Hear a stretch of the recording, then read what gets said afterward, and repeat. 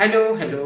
അപ്പോൾ welcome back. നിങ്ങൾ ഈ വീഡിയോ കാണുമ്പോഴത്തേക്കിനും എനിക്ക് 29 തികഞ്ഞിട്ടുണ്ടാവും. ഞാനിത് ഇപ്പം ഷൂട്ട് ചെയ്യുമ്പോൾ എനിക്ക് 28ആണ്. നാളെ രാത്രി 12 ആകുമ്പോഴത്തേക്കാണ് 29 തികഞ്ഞത്. അപ്പം ഞാൻ ഈ 29 വർഷത്തിനിടക്ക് പഠിച്ച ജീവിതത്തിലെ കുറേ ജീവിത പാഠങ്ങൾ, അഥവാ ജീവിതത്തിൽ എനിക്ക് തോന്നിയ ഇമ്പോർട്ടൻ്റ് ആയിട്ടുള്ള കുറേ കാര്യങ്ങൾ എന്തൊക്കെയാണ്. അതായത് 29 വർഷമായി ജനിച്ചിട്ട്. അപ്പോൾ ഈ 29 വർഷത്തിനിടക്ക് എന്തെല്ലാം കാര്യങ്ങളുണ്ടായി, എന്തൊക്കെ കാര്യങ്ങൾ ലൈഫിൽ ഇമ്പോർട്ടൻ്റ് ആയിട്ട് നടന്നു എന്നുള്ളതെല്ലാമാണ് ഞാൻ ഈ ഒരു വീഡിയോയിൽ പറയാൻ പോകുന്നത്. അപ്പം നമുക്ക് നേരെ വീഡിയോയിലോട്ടോ.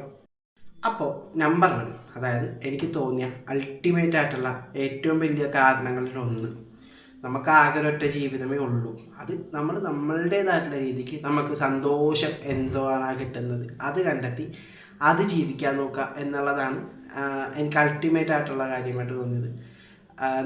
നമ്മളായിട്ട് തന്നെ ജീവിക്കുക, നമ്മൾ വേറൊരാളിലോട്ട് ഇതാവാതെ, അല്ലെങ്കിൽ നമ്മൾ വേറൊരാൾക്ക് വേണ്ടി മാറാതെ നമുക്ക് വേണ്ടിയായിട്ട് ജീവിക്കുക എന്നുള്ളൊരു കാര്യമാണ് എനിക്ക് ഏറ്റവും ആദ്യമായിട്ടും ഏറ്റവും അൾട്ടിമേറ്റ് ആയിട്ടും തോന്നിയ ഒരു കാര്യം.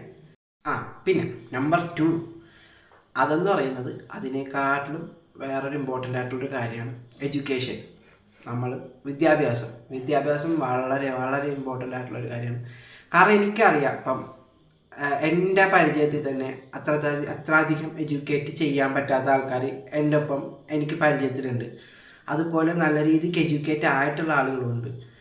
അപ്പോൾ മനസ്സിലായെന്ന് വെച്ച് കഴിഞ്ഞാൽ ഇതൊരു ജോബാണ്, നമ്മളൊരു സെക്യൂർ ആയിട്ടുള്ളൊരു ജോബിലാണ് നോക്കുന്നതെങ്കിൽ എഡ്യൂക്കേഷൻ എന്ന് പറഞ്ഞ ആ ഒരു സംഭവം വളരെ ഇമ്പോർട്ടൻ്റ് ആണ്. നന്നായിട്ട് പഠിക്കുക, നല്ല രീതിക്ക് പഠിക്കുക. ഇപ്പം ജോബ് തന്നെ വേണം എന്ന് ഞാൻ പറയുന്നില്ല. ഇപ്പം ബിസിനസ്സിനോട് ഇൻട്രസ്റ്റ് ഉള്ള ആളുകളുണ്ടാവും, അവർക്കൊക്കെ അത് തന്നെ ആയിരിക്കും അൾട്ടിമേറ്റ്ലി അടിപൊളി. എപ്പോഴും ക്യാഷ് ഉണ്ടാക്കാനായിട്ട് എപ്പോഴും അത് തന്നെയാണ് ബെറ്റർ. എന്നിരുന്നാലും ജോബ് ചെയ്യുന്നത്, ഇപ്പം ഞാനൊരു 9 to 6 ജോബ് ചെയ്യുന്ന ഒരാളാണ്. അപ്പം നമ്മൾക്ക് ഇതേപോലെ അത്യാവശ്യം നല്ല രീതിക്ക് ഏൺ ചെയ്യാനായിട്ട് ഹെൽപ്പ് ചെയ്യുന്നത് എൻ്റെ എഡ്യൂക്കേഷൻ തന്നെയാണ്. പിന്നെ പൈസ, കാശില്ലെങ്കിൽ ഒരു പട്ടിയുടെ വിലയും നമുക്ക് കിട്ടില്ല. നേരെ മറിച്ച് കാശ് ഉണ്ടെങ്കിലാണ് നമ്മളായിരിക്കും രാജാവ്. അത് ഞാൻ മനസ്സിലാക്കിയത് ഇതുപോലെ തന്നെ. ഞാൻ അത്യാവശ്യം നല്ല രീതിക്ക് ഏൺ ചെയ്യാൻ തുടങ്ങിയ ശേഷമാണ് ഞാൻ ആ ഒരു കാര്യം മനസ്സിലാക്കിയത്. ക്യാഷ് ഉണ്ടെങ്കിലേ നമുക്ക് വിലയുള്ളൂ. ക്യാഷ് ഇല്ലാത്തപ്പം നമുക്ക് വലിയ വിലയൊന്നുമില്ല. അതിപ്പം ഫാമിലിയിലായിക്കോട്ടെ, റിലേറ്റീവ്സിനിടയ്ക്ക് ആയിക്കോട്ടെ, കസിൻസിനിടയ്ക്ക് ആയിക്കോട്ടെ, ഫ്രണ്ട്സിനിടയ്ക്ക് ആയിക്കോട്ടെ, ആരുടെ ഇടയ്ക്കാണെങ്കിലും ശരി, ക്യാഷാണ് ഏറ്റവും വലിയ അൾട്ടിമേറ്റ് ആയിട്ടുള്ളൊരു കാര്യം. അത് ഞാൻ പഠിച്ച ലൈഫിലെ ഏറ്റവും വലിയൊരു പാഠങ്ങളിലൊന്നാണ്. പിന്നെ റിലേഷൻഷിപ്പുകൾ, അതായത് ലൈഫിൽ ഒരുപാട് റിലേഷൻഷിപ്പുകൾ ഉണ്ടാകും. അതായത് ഫ്രണ്ട്ഷിപ്പ് ആയിക്കോട്ടെ, പ്രേമമായിക്കോട്ടെ, പിന്നെ ഏത് തരത്തിലുള്ള റിലേഷൻഷിപ്പും ആയിക്കോട്ടെ, അതിനൊക്കെ ഓവർ പ്രയോറിറ്റി കൊടുക്കാതിരിക്കുക. അതും ഞാൻ ലൈഫിൽ പഠിച്ചൊരു കാര്യമാണ്. ശരിയാണ്, നമുക്ക് ചിലപ്പം ബെസ്റ്റ് ഫ്രണ്ട്സ് ഉണ്ടാവാം, നമുക്ക് ചിലപ്പം ഒരു റിലേഷൻഷിപ്പ് ഉണ്ടാവാം, നമ്മൾ അവരോടൊക്കെ ഓവറായിട്ട് അറ്റാച്ച് ആവാതിരിക്കുക. ഞാൻ പഠിച്ചൊരു കാര്യമാണ്. ഞാൻ അത്യാവശ്യം അറ്റാച്ച്ഡ് ആയിട്ട് നല്ല രീതിക്ക് പണി കിട്ടിയിട്ടുള്ള ഒരാളാണ്. നമ്മൾ ഓവറായിട്ട് അറ്റാച്ച്മെൻറ്റ് കൊടുക്കുമ്പോഴത്തേക്കിനും അവരത് ആക്ച്വലി നല്ല രീതിക്ക് മൂഞ്ചിക്കാത്തവരുണ്ട്, ഇല്ലയെന്നില്ല. ബട്ട് എന്നിരുന്നാലും നമ്മളെ കൂടുതൽ നല്ല രീതിക്ക് മൂഞ്ചിക്കുന്നവരാണ് കൂടുതലുള്ളത്. അപ്പോൾ എൻ്റെ ഒരു എക്സ്പീരിയൻസ് വെച്ചിട്ട് ഞാൻ പറയുന്നതെന്ന് വെച്ച് കഴിഞ്ഞാൽ, നമ്മൾ ഓവറായിട്ട് അറ്റാച്ച്മെൻറ്റ് കൊടുക്കാതിരിക്കുക. അത് ആർക്കായിക്കോട്ടെ, എന്തിനോടായിക്കോട്ടെ, നമ്മൾ ഓവറായിട്ട് അറ്റാച്ച്മെൻറ്റ് കൊടുക്കാതിരിക്കുക. അപ്പോഴത്തേക്കിന് നമുക്ക് കുറച്ചുകൂടി മെൻ്റൽ പീസ് കിട്ടും. അല്ലെങ്കിൽ നമ്മൾ മെൻ്റലി ഭയങ്കര ഇറിറ്റേറ്റഡ് ആയിരിക്കും, അല്ലെങ്കിൽ ഭയങ്കര ഡിസ്റ്റർബ്ഡ് ആയിരിക്കും. ഇപ്പം നമ്മളൊരാളിലേക്ക് അല്ലെങ്കിൽ ഒരു ഗ്രൂപ്പ് ഓഫ് ഒരു ടീമിലേക്ക് നമ്മൾ അറ്റാച്ച് ആയിട്ട് അവരുടെ ഒരു അവയർനെസ് അല്ലെങ്കിൽ എന്തായിക്കോട്ടെ അവർ കാണിക്കുന്ന ആ ഒരു കാര്യം നമുക്ക് നല്ല രീതിക്ക് ദേഷ്യം വരും, നമ്മൾ ആ നല്ല രീതിക്ക് മെൻ്റലി ഇറിറ്റേറ്റ് ചെയ്യും. അപ്പോൾ അതെല്ലാം ഒഴിവാക്കാനായിട്ട് ഏറ്റവും ബെറ്റർ നമ്മൾ ഇവരോടൊന്നും കൂടുതൽ ഓവറായിട്ട് അറ്റാച്ച്ഡ് ആവാതിരിക്കുക. പിന്നെ മാക്സിമം ഉള്ള ടൈം എല്ലാവരുടെ നല്ലൊരു ക്വാളിറ്റി ടൈം സ്പെൻഡ് ചെയ്യുക. പിന്നെ നമ്മളെ കൊണ്ടിട്ട് ആരെങ്കിലൊക്കെ ഹാപ്പി ആക്കാൻ പറ്റും എന്നാണെങ്കിൽ അവരെ ഹാപ്പി ആക്കാൻ നോക്കുക. കാരണം ഒരാളും ഹാപ്പി അല്ല, സത്യം പറഞ്ഞാൽ എല്ലാവരും ഇൻറ്റേർണലി സ്ട്രഗിൾ ചെയ്യാണ്. ശരിക്കും തീരെ ഹാപ്പി അല്ല, എല്ലാവരും സ്ട്രഗിളിങ് ആണ്. സോ നമ്മളെ കൊണ്ടിട്ട് ഇപ്പം ഒരാളെ ഹാപ്പി ആക്കാൻ സാധിക്കുകയാണെങ്കിൽ അതൊരു വലിയ കാര്യമാണ് എന്ന് ഞാൻ ലൈഫിൽ പഠിച്ചൊരു പാഠമാണ്. അപ്പം ഞാൻ എൻ്റെ കൂടെ ഉള്ളവരുടെ മാക്സിമം ഞാൻ ഹേർട്ട് ചെയ്യാതിരിക്കാനേ നോക്കാറുള്ളൂ. നമ്മളാരെയും ഹേർട്ട് ചെയ്യാതിരിക്കുക, നമ്മൾ മാക്സിമം അവർക്ക് കുറച്ച് ക്വാളിറ്റി ആയിട്ടുള്ള ടൈം കൊടുക്കുക. സോ ആ ഒരു ടൈമിൽ അവർ കുറച്ചും കൂടി അത്യാവശ്യം ഹാപ്പി ആകും. നമ്മളെ കൊണ്ടിട്ട് അങ്ങനെ അവരെ ഹാപ്പി ആക്കാൻ പറ്റുകയാണെങ്കിൽ അതും വളരെ വളരെ വളരെ വലിയൊരു കാര്യമാണ്. ഞാൻ ചെറുതായിട്ട് വേർക്കുന്നുണ്ട്. ഇവിടെ നല്ല ചൂട്. ഞാൻ ഫാൻ ഓഫ് ചെയ്തിട്ടിരിക്കുക. ഫാൻ ഓഫ് ചെയ്തിട്ട്, കാരണം മൈക്ക് ഭയങ്കര ക്വാളിറ്റി. ഇപ്പം ഫാൻ ഇട്ട് കഴിഞ്ഞ് കഴിഞ്ഞാൽ അതിൻ്റേതായിട്ടുള്ളൊരു സൗണ്ട് വരുന്നത് കൊണ്ടിട്ട് ഞാൻ ഫാൻ ഓഫ് ചെയ്തു. അപ്പം അതിൻ്റെ ഒരു ചൂടുണ്ട്. അപ്പം ഞാൻ ചിലപ്പോൾ ഒന്ന് വേർക്കും. അത് പിന്നെ എന്തെങ്കിലുമൊക്കെ ആയിക്കോട്ടെ, അത് പോട്ട്. ആ ചൂട് നമുക്ക് വിട്ടളയാം. പിന്നെ ഞാൻ പഠിച്ച വേറൊരു കാര്യമാണ്, പണ്ട് ഞാൻ കരുതിയതെന്ന് വെച്ച് കഴിഞ്ഞാൽ സെൽഫിഷ്നെസ് എന്ന് പറഞ്ഞൊരു സംഭവം എന്താ ഭയങ്കര മോശമാണ്, ഭയങ്കര ഇതാണ്, നമ്മളുടേതായിട്ടുള്ള കാര്യങ്ങൾ മാത്രം ഫോക്കസ് ചെയ്യുന്നു, ഭയങ്കര സെൽഫിഷ് ആവുക എന്നൊക്കെ പറഞ്ഞാൽ ഭയങ്കര മോശമാണ് എന്നാണ് ഞാൻ കരുതിയത്. ലൈഫിലൊരു 25 വയസ്സിന് മുന്നേ വരെ ഞാൻ കരുതിയ ഒരു കാര്യം അതാണ്, സെൽഫിഷ്നെസ് എന്ന് പറഞ്ഞ ഒരു സംഭവം ഭയങ്കര മോശമാണെന്നുള്ളത്. പക്ഷേ ലൈഫ് ഒരു 25 ഇപ്പുറത്തേക്ക് എത്തിയപ്പോൾ ഞാനത് മനസ്സിലാക്കി, നമ്മളാദ്യം നമുക്ക് വേണ്ടി വർക്ക് ചെയ്യുക, നമ്മളുടെ കാര്യങ്ങൾക്ക് വേണ്ടി വർക്ക് ചെയ്യുക, നമുക്ക് വേണ്ടി മാത്രം ഹാർഡ് വർക്ക് ചെയ്യുക.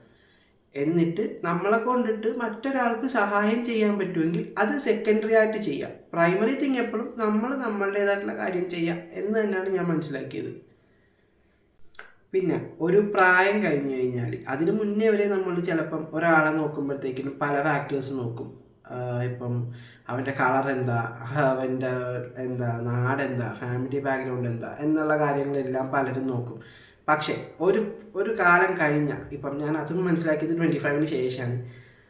അവൻ ആരാ, അവൻ എത്രമാത്രം സമ്പാദിക്കുന്നുണ്ട്, ഹൗ മച്ച് ഹി ഏൺ എന്നുള്ളൊരു കാര്യം, അത് ഭയങ്കര വലിയൊരു ഫാക്ടറാണ്. അതും ലൈഫിൽ ഞാൻ പഠിച്ച വലിയൊരു പാഠമാണ്. പിന്നെ ഇപ്പം ഞാൻ 29-ലേക്ക് വരാം. 29-ലേക്ക് വരുമ്പോഴത്തേക്കിനും 29 ആക്ച്വലി ഞാൻ കരുതിയതെന്ന് വെച്ച് കഴിഞ്ഞാൽ ഒരു കട്ട് ഓഫ് പോയിന്റ് പോലെ. അതായത് ഇപ്പോഴത്തെ കാലത്ത് മെയിനായിട്ട് പറയുന്നൊരു കാര്യം എന്ന് വെച്ച് കഴിഞ്ഞാൽ, ഈ 29-ന് ശേഷം ഭയങ്കര ഇതാണ്. 30 ആയിക്കഴിഞ്ഞാൽ പ്രായം കൂടി.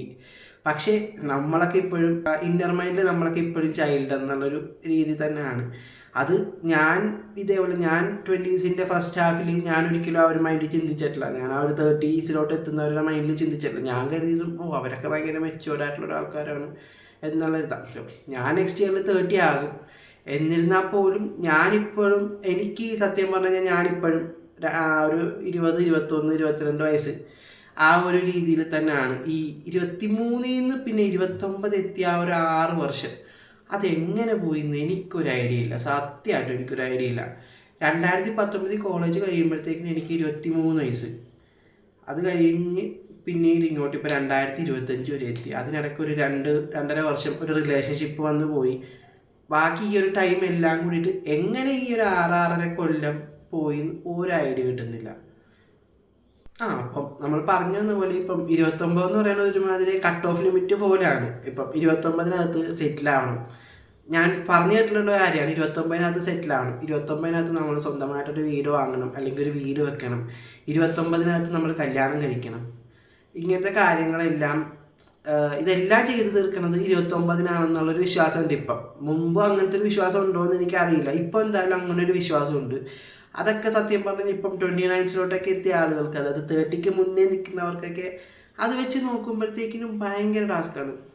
അത് ഭയങ്കര സീനാണ്. അങ്ങനെയൊക്കെയാണ് ഞാൻ ഇപ്പോൾ ചിന്തിച്ചിട്ട്. ഇപ്പം ഒരു കല്യാണം അല്ലെങ്കിൽ ഒരു വീട്, ഫൈനാൻഷ്യലി സെറ്റിൽമെൻറ്റ്, ഇതെല്ലാം 30-ന് മുന്നേ നമ്മൾ തീർക്കണം എന്നുള്ളൊരു അന്ധവിശ്വാസം ഇന്നത്തെ കാലത്ത് ഉണ്ട്.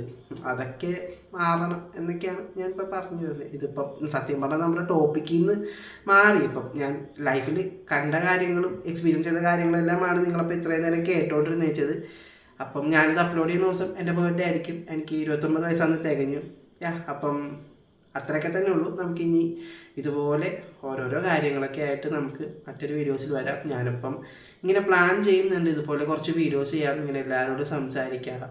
അപ്പോൾ കുറേ ടോപ്പിക്സൊക്കെ ഉണ്ട് നമ്മൾ മൈൻഡിലിരിക്കുമ്പം. ഞാൻ സത്യം പറഞ്ഞാൽ ഈ ജീവിതത്തിൽ പഠിച്ച കാര്യങ്ങൾ അല്ലെങ്കിൽ അർത്ഥങ്ങൾ എന്ന് പറഞ്ഞൊരു എപ്പിസോഡ് ചെയ്യുമ്പോൾ ഞാൻ കുറേ കാര്യങ്ങൾ മൈൻഡിൽ ഇങ്ങനെ ഓർത്തു. പക്ഷേ ഇവിടെ ഇപ്പം വന്നപ്പോൾ ഞാൻ കുറേ കാര്യങ്ങൾ മറന്നുപോയി. ഇപ്പോൾ ഓർമ്മയുള്ള കാര്യങ്ങളൊക്കെ ഞാൻ നിങ്ങളുടെ അടുത്ത് പറഞ്ഞു. അത്രയൊക്കെ തന്നെ.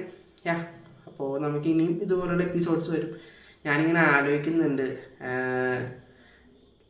ഞാൻ എങ്ങനെ എൻജിനീയറിങ് എടുത്തു, ഞാൻ എങ്ങനെ എൻജിനീയറായി, ആ കാര്യങ്ങൾ. പിന്നെ ഞാനിപ്പം ജോലി ചെയ്യുന്നു, ഞാൻ എങ്ങനെ ഇത്ര എമൗണ്ട് മന്ത്ലി ഡ്രോ ചെയ്യുന്നുണ്ട്, ഇങ്ങനെ ഇവിടേക്കൊക്കെ എത്തി എന്നുള്ള കാര്യങ്ങളെല്ലാം ഒരു വീഡിയോ ആക്കണം എന്നൊക്കെ ഞാൻ ചിന്തിക്കുന്നുണ്ട്.